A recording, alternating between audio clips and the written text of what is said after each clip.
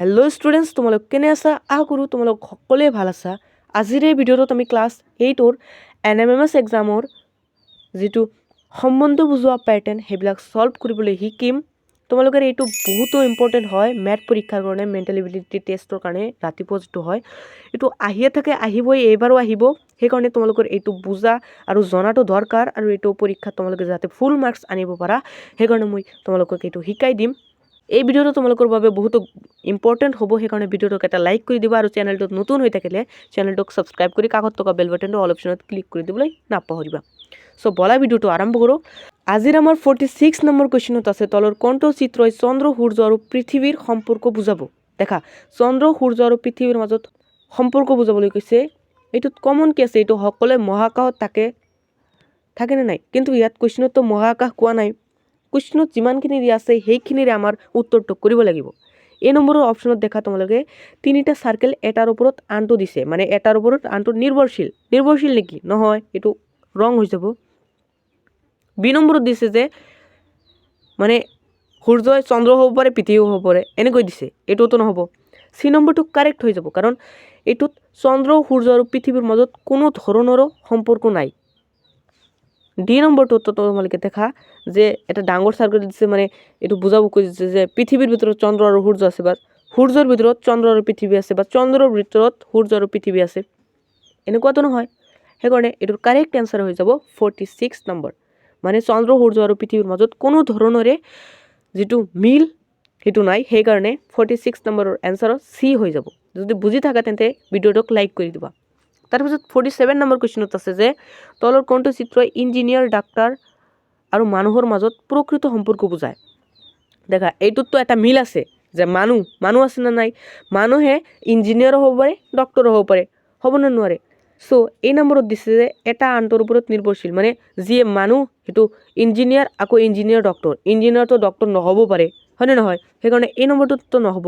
আকৌ বি নম্বৰত দিছে যে মানুহ আধা ইঞ্জিনিয়াৰ আধা ডক্টৰ, এনেকৈ নহয় নেকি? নহয়, হয়, হ'ব পাৰে অলপমান, কিন্তু ইয়াত সম্পৰ্ক একদম প্ৰকৃত সম্পৰ্ক বুজাবলৈ কৈছে, কাৰেক্ট সম্পৰ্কটো বুজাবলৈ কৈছে। দেখা, চি নম্বৰত আছে তিনিটা বেলেগ ইঞ্জিনিয়াৰ, ডাক্তৰ আৰু মানুহ, কিন্তু এইটোত নহ'ব, কাৰণ মানুহ আৰু ডক্টৰ, মানুহে ডক্টৰো হ'ব পাৰে, ইঞ্জিনিয়াৰো হ'ব পাৰে, মিলটো আছে।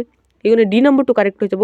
দেখা, ইয়াত দিছে এটা ডাঙৰ চাৰ্কেল দিছে, ডাঙৰ চাৰ্কেলক যদি আমি মানুহ বুলি ভাবোঁ, মানুহৰ ভিতৰত ডক্টৰো আছে আৰু ইঞ্জিনিয়াৰো আছে, সেইকাৰণে কাৰেক্ট এনচাৰটো হৈ যাব অপশ্যন নম্বৰ ডি, এই পিকচাৰটো।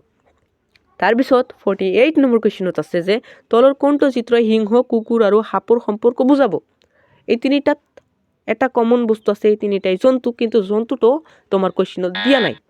সেইকাৰণে তোমালোকে এই নম্বৰত দেখা যে এটা আনটোৰ ওপৰত নিৰ্ভৰশীল, এইটোতো একবাৰেই নহ'ব। বি নম্বৰত আছে যে আধা, এইটোও নহ'ব।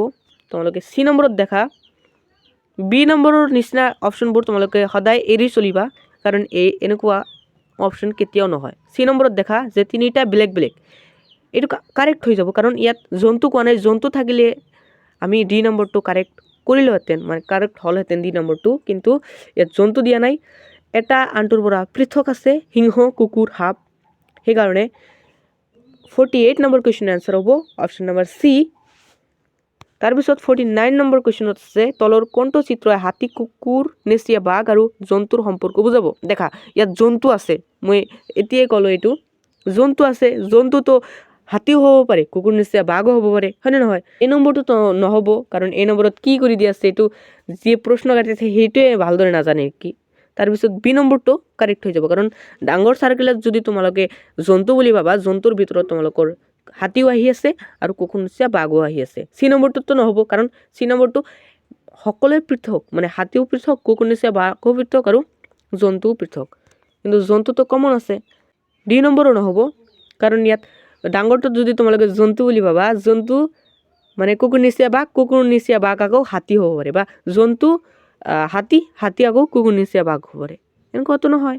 সেইকাৰণে কাৰেক্ট এনচাৰটো হ'ব অপশ্যন নম্বৰ বি। তাৰপিছত 50 নম্বৰ কুৱেশ্যনত আছে তলৰ কোনটো চিত্ৰই শিক্ষক, মানুহ আৰু খেলুৱৈৰ সম্পৰ্ক সূচায়? দেখা, ইয়াত মানুহ আছে নে নাই? মানুহ শিক্ষকো হ'ব পাৰে, খেলুৱৈ হ'ব পাৰে, কিন্তু শিক্ষক খেলুৱৈ নহ'বও পাৰে।